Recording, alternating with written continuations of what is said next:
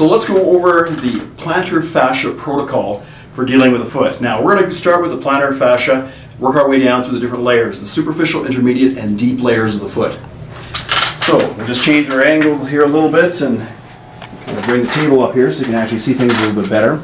The plantar fascia, of course, is very superficial, and what's interesting is that when most patients come in with plantar fasciitis, they really don't have restrictions in the plantar fascia. It's usually the deeper layers. So Mickey, if I get on here and I start working around here, are you feeling much of anything? That's not bad. No. So if I'm going here fairly superficial, probably nothing at all. Nothing at all, no. Okay. So what we're going to do here is we're actually going to start on the medial side of the foot. Now, if we look at the foot and we start looking at the muscles that actually connect over here, come over the big toe, such as the abductor Hallucis, they will bring the big toe over to the side here. But if we look at the vector in terms of the striations of the tissue, we'll see that we actually have to go across this vector like this and not just straight up and down. So I'm going to actually come across here like this and then bring the toe up here. How you doing? That's good. Feeling that a bit? All right.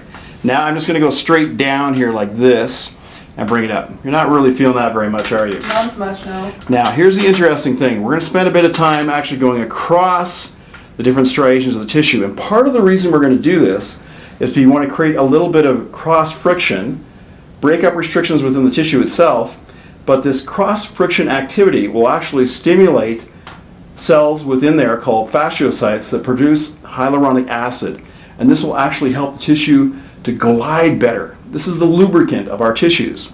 When something doesn't move for a while, this nice lubricant actually gets really restricted and turns into more of a glue-like state. So we want to make sure that we actually develop a little bit of a cross friction across there. Okay, so as I mentioned, we're getting on the Abductor Hallucis, going across and bringing the foot up, working our way around. You doing okay there? Oh yeah. All right, I'm kind of going to hold the range and back. We're going to hold the range and back. If we move towards the center here, down from the calcaneus up in here, we're going to run into the Flexor Digitorum Brevis. Again, we want to start in a fairly loose position here, get in fairly deep, take it across and up. Are you feeling that? Yeah. Yeah, that's a bit more. Now, if we start moving to the lateral aspect, we're going to come across a couple of muscles here, but we'll start out with the Abductor Digiti Minimi, the one to the little toe here. Now, again, if we're going to go across, and let's say we actually just go straight down in the same direction as the striations. Are you feeling that very much? A little bit. Yeah, you got a little more restriction there. But now, let's just take it across and take it down. Okay. Huge difference, isn't there? Yeah. Okay. So again, let's take it across, take it up, good. And so we want to take our time and kind of work through these areas across. Good. You doing okay there? Yeah. Good. Now, the muscle that brings the big toe down here, that's the Flexor Hallucis Brevis. So we'll get about part way up here and then we'll go right across, and this is when we're going to have to go a little bit deeper, a little more compression to begin with, but not too deep, and then I'm going to move a little medial. Okay. And I bring that one up there. That one kind of pops up right underneath my finger there. You feeling that a bit? Yeah. All right. Now, we have an interesting muscle that comes across here, and it kind of makes a number 7. So part of it's here, and part of it going directly down to here. Now this would be the Adductor Hallucis.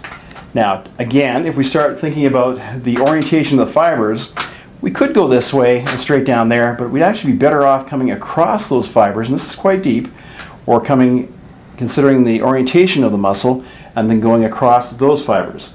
So again, let's just work on the base of the 7, take it across, taking it up. You doing okay there? Yeah. Cross, and taking it up.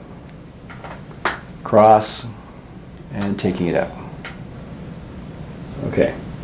Now, if we go right down to the calcaneus, and we actually get in pretty much, bring it right into plantar flexion, very, very deep.